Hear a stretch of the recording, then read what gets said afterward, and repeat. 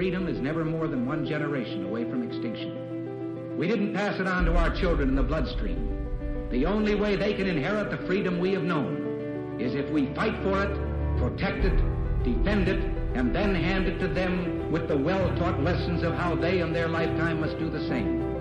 And if you and I don't do this, then you and I may well spend our sunset years telling our children and our children's children what it once was like in America when men were free. Welcome back, everyone, to Patriot Coalition Live. I'm Matthew Nugent. And I'm Jason Morochek. Thanks for joining us today. Our goal is to create a timeless resource to teach about the U.S. Constitution and the proper role of government, the importance of America's Judeo-Christian heritage, and how to defend against threats to our republic. Hey, guys, it's good to be back. I was working on our project, Jason's and my project, conservativeeconomy.com, which is very important to our mission and to America. Yeah, welcome back. Thanks, Jason. But I'm getting ahead of myself. Guys, we do this podcast because liberty's precious and liberty has a price. Brave men and women long before we lived sacrificed many, and recently too, many gave the ultimate sacrifice for the liberties we have enjoyed. But some people and organizations have usurped our liberties through censorship, canceling, and destroying livelihoods because they don't like dissent and they don't like people who share truths which threaten their power. Today, the biggest threat to the sovereignty where you and I can actually make an impact is what we call the three-headed beast of mainstream media, big tech, and big business. Earlier this year, Google, Apple, Amazon Web Services canceled Parler or stopped giving access to Parler on their platforms. Last week, Apple actually kicked off one of the loudest voices for liberty in America, the Charlie Kirk podcast. That was only for a few days, but they still did it. So folks, we still have a voice, we still have power, and we affect change by where we spend our time, attention, and dollars. That is the reason Jason and I created the free speech alternative to Amazon, which is conservativeeconomy.com. We have thousands and thousands of products you use every day, which are competitively priced. Last we checked, we have about how many categories, Jason? Yeah, right around 2,000 categories. It's a lot of work, and of the team, and for the tech, Jason's our man. That's a lot of products, guys. Later, we will also be a hub where you can access podcasts and other great, reliable, conservative media, and including, of course, many leading voices for liberty. Understand this, guys. Wherever you spend, every dollar you spend at conservativeeconomy.com rather than at companies like Amazon, it goes to support freedom-loving companies and this podcast. So will you do something for us today? Will you please check out this website, conservativeeconomy.com. Get comfortable with it. Every time you go to a new store, there's a different place where you find your products, and it's a little bit annoying at first. I get it. The same is true at every website, including conservativeeconomy.com. But we need your help. We need an army of people who will participate in the new conservative economy community. So we're confident that you will find many great products and services you need and which will enrich your life, because fighting economically is how we fight against the three-headed beast. Some people may say, oh, Amazon is not going to get rich from the socks and underwear I buy from them. That's not the point. They're already rich. Jeff Bezos, aka Bezos, they're beyond rich. He's the first or second wealthiest man in the world, depending on the stock market. Secondly, it's about doing all that you can do in the fight for liberty. We're not asking for much. And, history is not asking for much. It's not us. Jason and I are just sounding the call. One of many great Americans, many great Americans, I think, are sounding the call. But we need an army of freedom-loving Americans who will say, send me, which is, an allusion to the book of Isaiah, send me. So we check Conservative Economy out today, and send us a note what you think about the website. Either on there, you can send us a note, or at freedom@patriotcoalitionlive.com. We'd love to hear you. It's very encouraging too, including when you give us tips and corrections. You make us better. So also, your support's very important to us. Please support us at patriotcoalitionlive.com/support. Okay, y'all ready to get in the episode? Let's do this. All right, let's do this. Okay, title of today's episode is Article 1, Section 8, Limited Powers of Congress, Part 1. And as a review, Article 1 is about the legislature. Article 1, Section 1 is about our legislature, and that it's bicameral, meaning it is comprised of two branches, or chambers, and is granted, Congress is granted all lawmaking authority by our Constitution. Does that mean part? It means all. Okay. Yeah. Article 1, Section 2 is about the House. Section 3 is about the Senate. Section 4 deals with the times, the places, and manner of congressional elections. Section 5 addresses how Congress may conduct business in their respective chambers. Section 6 dealt with congressional pay and privileges. Section 7 talks about how to pass bills, resolutions, and orders in Congress. Jason, every time I read through this, it reinforces it, and it really just reveals what thought and brilliance was put into the Constitution. I mean, you know what I mean? Yeah, no, they spent a lot a lot of time back and forth, their committees of detail and style and all sorts My of things to get God, this just right. And it's organized well too, right? it is. The first article is about lawmaking, Right. and the second is execution. The executive branch, and the third is And it's no legal. mistake that the very first article is about the very first limited loan of authority that we give to the government, which is, making laws. It's really inspiring because these are our forefathers. They came before us, So, Yeah. guys, this is our heritage. And if you are a naturalized U.S. citizen, guess what? You have been grafted in. This is your heritage too, which is what America's about. Now, And welcome, by the way. yes, yes, that's how it works. Um, so I don't want to let my grandparents down, and we don't want America to let our grandparents down. Liberty has a price. It really does, and it's ongoing. So today we're talking about Article 1, Section 8, Clause 1. Okay, we said from the beginning that the temporary loan of authority that we give to our legislator to create laws that we must all live by is one of the most sacred authorities we can entrust to them. If that is the case, then the part of the Constitution where we define those powers must be one of the most important sections in this brilliant document. Jason, you just mentioned that. Yep. So we're going to spend some time in this section because of its importance and relevance to every aspect of our lives. And because it is one of the most abused sections in the Constitution, too. Okay, so we're going to Yeah. read now. Here we go. The Congress shall have power to lay and collect taxes, duties, imposts, and excises to pay the debts and provide for the common defense and general welfare of the United States. But all duties, imposts, and excises shall be uniform throughout the United States. Unquote. Yep, there it is. That is essentially the introduction to Article 1, Section 8. And so it generally talks about what those powers of Congress are. Now, fortunately, they get very specific later on, and we'll get into that in future episodes. But let's talk about this clause. So the clause that Matt just read. I mean, as you know, when we teach on the subject, when we discuss it, we like to go back to the original sources. What were the framers thinking when they were discussing and debating and talking about these things? What Jason's superpower. That's his superpower, by the way. Guys, if you could, I mean, this guy, if there was a modern day, constitutional scholar, I mean, if Jason was living at that time, he'd be one of those guys, or he would be standing right. I know that this is not in the script, but I mean, Jason consults the original documents and those backing documents and looks at their conversation.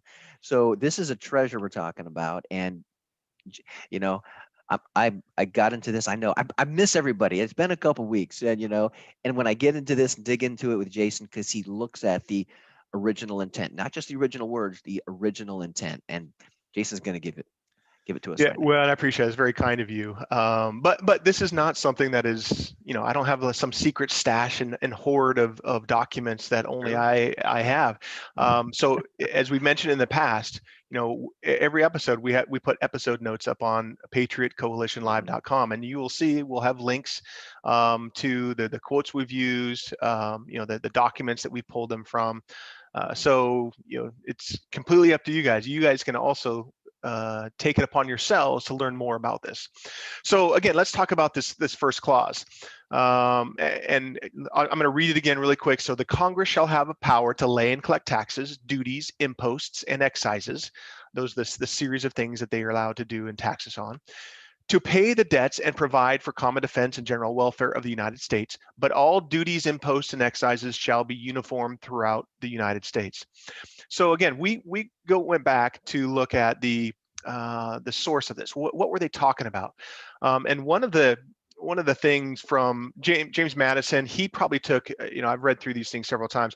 He probably took the best notes of any of the people there. There was a journal there, but Madison's notes, I don't know if he had a what do you call it, audactic, or he could hear things and just transcribe them later or what, but his notes were really good.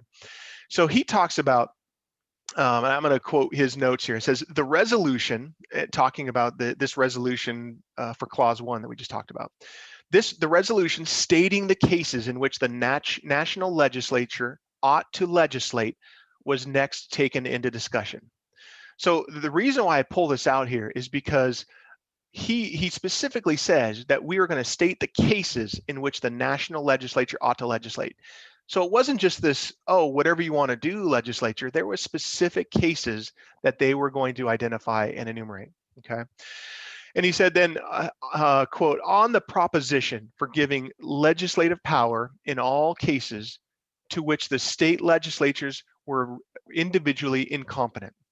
Mr. Pinckney, this is Madison talking, or making his notes. He said, Mr. Pinckney, one of the delegates, and Mr. Rutledge, another one, objected to the vagueness of the term incompetent and said they could not well decide how to vote until they should see an exact enumeration of the powers comprehended by this definition.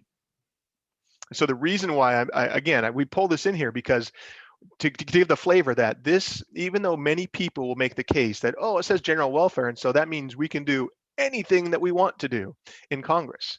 That is not the intent, as we're plainly seeing, and we're laying out this case, and we will continue to do so over the next few weeks. So he's saying that they were originally saying, hey, look, the federal government should do all things which the state governments are incompetent to do. Now, it wasn't a pejorative at that point. It was basically saying, hey, look, they're either not well equipped or knowledgeable enough to do that. They don't have the scope of knowledge to legislate on those things. And so we'll leave the central government to legislate on all things that the states are incompetent in. Well, then Pinckney and Rutledge are saying, well, wait a minute, that's kind of a vague term. So why don't we enumerate these things so that we know exactly what powers we're going to grant the general legislature or the Congress. So they were very, very protective of states' rights. The delegates, they wanted enumeration of those powers and for them to be very specifically defined. One of the delegates, Pierce Butler, he wanted to ensure that this resolution, this clause, what it turned out to be, did not take away any powers from the states. Yeah. And then a couple other delegates, Roger Sherman and Oliver Ellsworth from Connecticut, when they later went and described to the governor of Connecticut what transpired at the Constitutional Convention, he said, quote, those congressional powers extend only to matters respecting the common interests of the Union and are specifically defined so that the particular states retain their sovereignty in all other matters. So again, another reference from two other delegates confirming that these powers were specifically enumerated and not just general in nature. Okay, so there is a few words in this clause, right? It talks about the way how Congress can lay, and it says taxes, duties, imposts, and excises.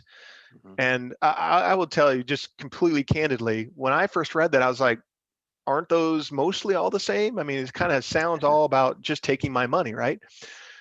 So there are some specific reasons why they chose those words, right? So taxes, you pretty much know what taxes are. It's a rate or a sum of money, and I'm taking these definitions from Webster's 1828 dictionary, of course, because it was pretty contemporaneous with the writing of the Constitution. It's their understanding of what the words meant at that time, right?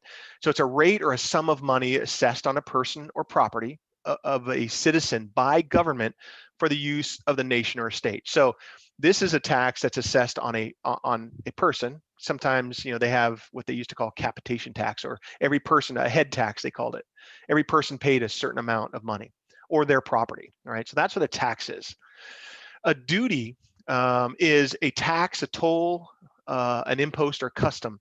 So any sum of money required by government to be paid on the importation, the exportation, or the consumption of goods.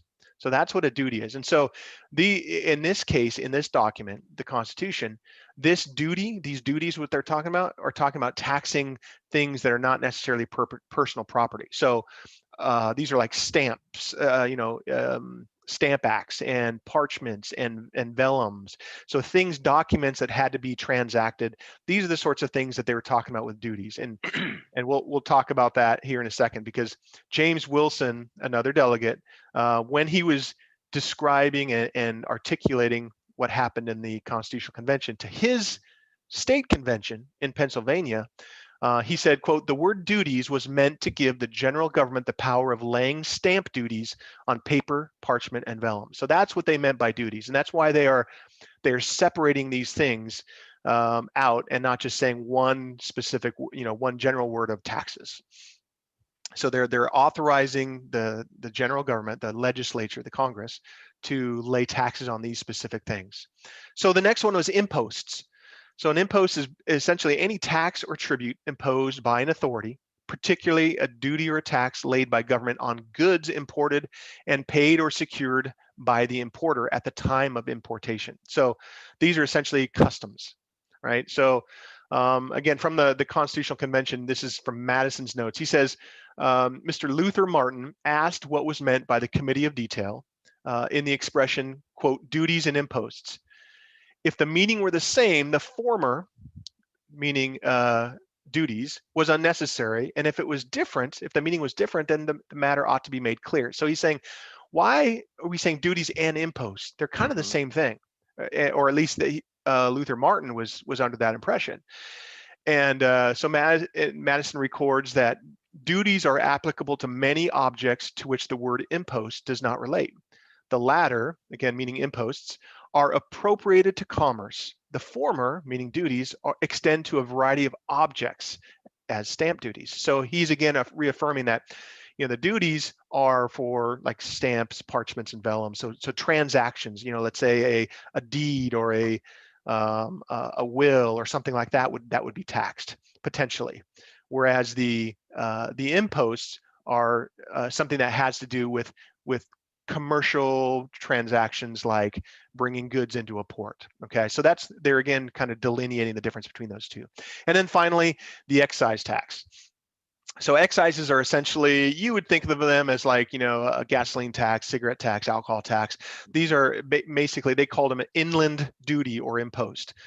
Because it doesn't happen at the ports of entry. It happens, once they are essentially sold. This is like at a transactional level where you buy gasoline or you buy, alcohol.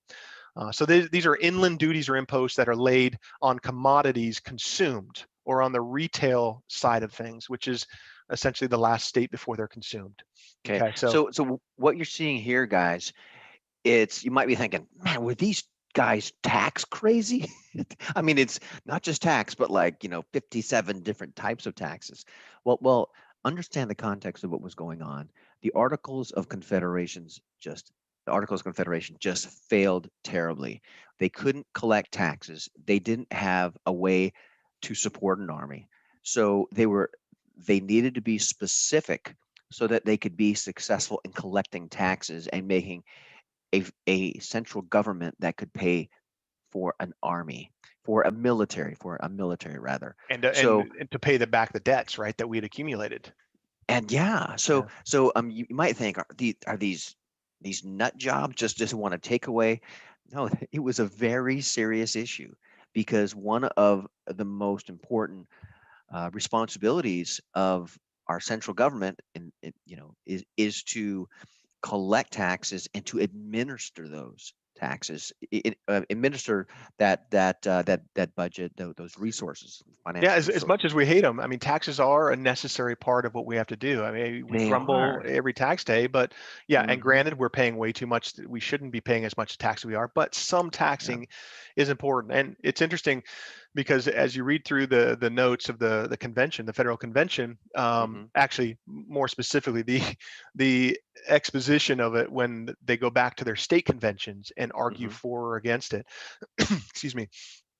I don't remember who it was, but he's saying And you're right, Matt. They were sort of tax crazy. They were trying to get out of this debt, and they were trying to allow Congress the authority to tax however they needed to.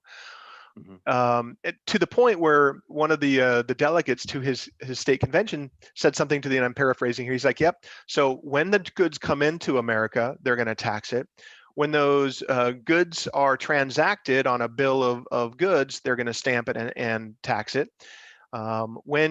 When you bring them into your home for excise taxes, yep, they can go in there and they can tax the stuff that you have in your home. When you buy it from somebody, they can tax it, and then they can also tax you."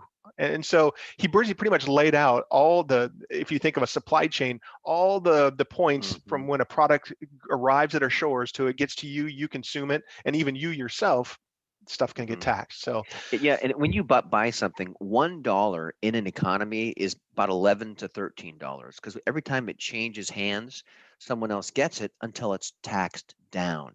So when someone says, so and so is putting money into an economy, like, so $1 million could be like $11 million, $13 million, but until it's eventually taxed down, it actually changes hands many times. But it's an interesting talk in economics, which we can address in another episode. Yeah, and so let's talk about that last phrase in this clause, which is after it says all the types of taxes, it says, "But all duties, imposts, and excises shall be uniform throughout the United States." Now, note that they didn't say taxes. They just said duties, imposts, and excises. So we just talked about the differences between them all. Taxes is something that we are directly taxed on individually. And so they accepted that because they didn't want that to be necessarily uniform. And we discussed that in other parts of the Constitution, but it does say duties, imposts, and excises shall be uniform throughout the United States. Now, remember, those all have to do with some form of commerce one way or the other. And the reason why they put that in there is some of the states who were very commerce heavy, maybe they exported a lot, or they had a lot of shipping. They didn't want certain parts of the economy to be taxed so that their states shared a larger burden. And so to make sure that that didn't happen, they said, okay, all of them have to be uniform. If you're going to tax it, you tax everybody the same. And so that way, if they're going to, it also prevents someone from, Congress doesn't like a state, that they could destroy a state. Yep. I mean, that's precisely really right. thoughtful. Yeah, really thoughtful. Yeah, well said. Okay, so let's now kind of talk about the elephant in the room, and that is this concept of the general welfare. Now, oh boy, here we go. Yeah, and we're just going to touch on this today. We're going to get into this more as we progress. But to pay the debts, common defense, and general welfare is what it says in that in this clause. So the source for this clause actually, it wasn't exactly word for word, but it is pretty stinking close to what was in Article 3 of the Articles of Confederation. Remember the precursor, this was Constitution 1.0. And in that Article 3 of Articles of Confederation, it says, the said states hereby severally enter into a firm league of friendship with each other for their common defense, the security of their liberties, and their mutual and general welfare.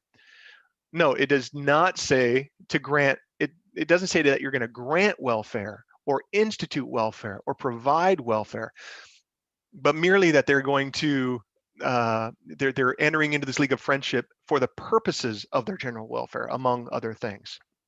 There you go. So, okay, so you guys are asking, like I said, Jason, are you saying that financial support, i.e. a welfare program or similar programs from the central government, are unconstitutional and an abuse of power? Yeah, the short answer is yes, right? So, and this goes back to, you have to understand you have to remember, what is the purpose of government? Well, we know because the framers, the founders actually, they put it right in the Declaration of Independence, where it talks about, to secure these liberties, governments are instituted among men. They're saying the whole purpose of government is to secure the liberties. What liberties? Life, liberty, and this pursuit of happiness, which essentially is property, right? So it's the purpose of government is to secure these things. It's not to solve problems. It's not to provide for people. It's not to run their lives. the problems that we have in our society and individually in our towns, communities, et cetera, we're closest to those problems. We can solve them. We don't need a government to solve those. And so that wasn't the purpose of government. It wasn't to provide for people when they're down on their luck, because we have each other for that. We can be compassionate, and we are the most compassionate nation on earth.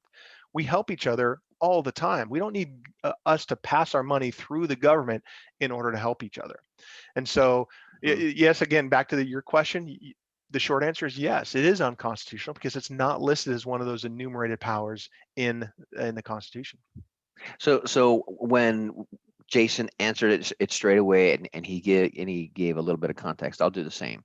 So if you ask somebody, and usually conservatives tend to say, hey, we need to minimize the welfare, change it, what have you. Now that sounds pretty cold and uncompassionate on its surface, but you got to understand, it's not compassion is not the question. We are a compassionate nation. Now you got to understand, the spirit of America is self-reliance and love thy neighbor, which is a biblical reference. It's from the Bible, okay? And helping your neighbor. So that's the spirit of America at our founding. Now, here's another fundamental of organizations, whether it's a business, whether it's a governmental organization, whether it's 1,000 or 20,000 people. It's handling problems at the lowest level is the best way to do it, because people at the lowest level have the best understanding of the situation. Okay. And in the context of welfare or any sort of direct payments, it doesn't even require government. It could be at the lowest level, but without government. There we go. And the bigger the program, the greater the fraud, waste, and abuse, which is, and in terms of administrating a program, it is not uncommon to see, let's say $100 million into a program for welfare, for example. Let's slice that out. It's just meant to go to single moms. Okay. Now I grew up single mom. I have 5 brothers. We learned how to eat fast and fight hard. So, it's not like I'm coming from a vacuum here or it's academic. It's real to me. And Jason and I spoke deeply about this. Part of learning is painful. It's shaving off the rough edges of what may not be, in this case, constitutional, but it doesn't mean we lack compassion. Now, so the bigger the program, the more fraud, waste, and abuse, and the less actually goes to the need, and it goes towards administration. Okay. So now, in the letter of the law, the principles of liberty, the letter of the law can allow the states to do it. States can do it. So depending on the state's constitution. So we're not saying, well, first of all, we're saying it's unconstitutional. Second of all, we're saying, hey, this power comes from the sovereign individual through the states. Okay. And the more self-reliant we are, our country has so gotten away from just being self-reliant. And when you take away incentive for people to strive, you weaken them. I mean, what's the easiest way you've ever been to? I remember going to a zoo. I don't remember what state this was, but the trainer had this big, huge condor, and it was like a big hawk or something. It had this glove on, and she was holding it, or he was holding it, and he said, "You know how we keep them here?" And I said, "You feed them." That's right. That's how you tame strong wild beasts. You feed them. You know Think how about you that, make. gang. Think about the analogies for today. You know how you make people weak? You just give them everything. Right. Just give them everything. Now we've got a balance. I'm not suggesting you be a beast. I'm saying you be strong, and it's hard. Liberty is hard, guys. Yeah. It's hard. There are dozens of quotes from our founders who talk exactly about that, right? So if anyway, we talk now so the solution. Now here's the thing. I'm in this program with Jason, and I push to be conservative. I push to be, constitutionally minded. I push to live our Judeo-Christian ethos and heritage. And still, in my mind, it's like, but saying we shouldn't have welfare is so uncompassionate and cold. Listen, the number one tool of the tyrant is power. When you have a large national program like the welfare system, you basically have a small number of people controlling the livelihood of millions of Americans, which is how it is right now, and they wield tremendous power over so many Americans. And if someone's on welfare, do they have the right to be free? That's right. That's right. And how do you tame an animal? How do you keep someone from being strong? You just give them everything. Now, in the context of threats to our republic, okay, remember that when you spend your time, attention, and dollars, you empower. So there's a segue here into our commercial. Okay, if you spend your time and dollars with people like Amazon, you empower Amazon to cancel and censor people who are conservatives and people who have principles. Now, right now, Amazon and companies like them give away that's billions of dollars to the enemies of liberty. Now, when you shop with freedom loving businesses like our sponsor, conservativeeconomy.com, you weaken those who mean to do us harm, and you empower freedom loving companies, and you help us out with this podcast too. So check out conservativeeconomy.com. Yeah. So yeah, getting back to kind of this clause 1 of Article 1, Section 8. We're talking about the whole concept of general welfare. So again, this is going back to the records in Madison's notes, James Madison's notes in the Constitutional Convention. He talks about how Mr. Sherman, another delegate, Roger Sherman, I believe, wished to amend Clause 1 with the quote, "for the payment of said debts and for the defraying the expenses that shall be incurred for the common defense and general welfare." So again, this is yet another reference to the intent of this clause 1. He said that it's for the payment of said debts and for the defraying of expenses that shall be incurred for the common defense and general welfare. Some of it had already happened because we were already in debt from the war, but they also recognized that it was going to happen again. We would need funds for that. So that is again another insight into why they decided to, or why they are articulating their intent for this. So I'm also gonna, I wrote an article on this. Gosh, I guess it's been about 5 years ago, back in 2016. Article entitled "On General Welfare," and you can find it on the patriotcoalition.org website. Under articles, but this part of it kind of speaks to what we're discussing today. And from that article, it says, through the rest of the proceedings of the convention, anytime the clause containing general welfare is brought up, which was on August 11th and August 25th of 1787, it is in the context of paying the debts owed from the Revolutionary War that were secured to provide the common defense and general welfare of the newly formed nation. And you also notice when the phrase is used in Article 1, Section 8, it immediately follows the phrase "pay the debts," right? So again, this is unquote. So this is, we're gonna get into this a lot more in the next couple of weeks. This is I don't want to call it a pet peeve of mine, but it's a pet project of mine for sure, because we said it's one of the most abused sections of the Constitution. Because look at how in debt we are. I imagine, and this would not be shocking to any of you, that the word of the social program was called welfare so that people could refer to the Constitution and say, oh, it's general welfare. Yeah, so they could have called the program anything, but it was very cleverly worded and named. That doesn't mean it's accurately used, because you can be clever for bad reasons too, even with some good intentions. But so just because it's called welfare doesn't mean it is constitutional. That's right. Yeah, so after we discuss the enumerated powers in the coming weeks, we'll revisit the abuses of the General Welfare Clause and actually provide an expository argument, proving its original intent. So more to follow on that. So, but just to sum up today, again, this Article 1, Section 8, Clause 1 is really the introduction into what the powers of Congress are generally. It's like, in a book, you're going to have a table of contents saying, here, we're going to talk about this, and then they'll actually talk about it and be specific into it, right? So it's kind of the introduction, and to talk a little bit about the taxing powers. It's, as we've talked about, it was taken from the Articles of Confederation. Not quite word for word, but I mean, the phrases are identical, right? And the fact, so you have to go back to the Articles of Confederation to look at why they put that in there at that point. If we're going to use it now and we're taking it from the Articles of Confederation, we have to know why it was used then.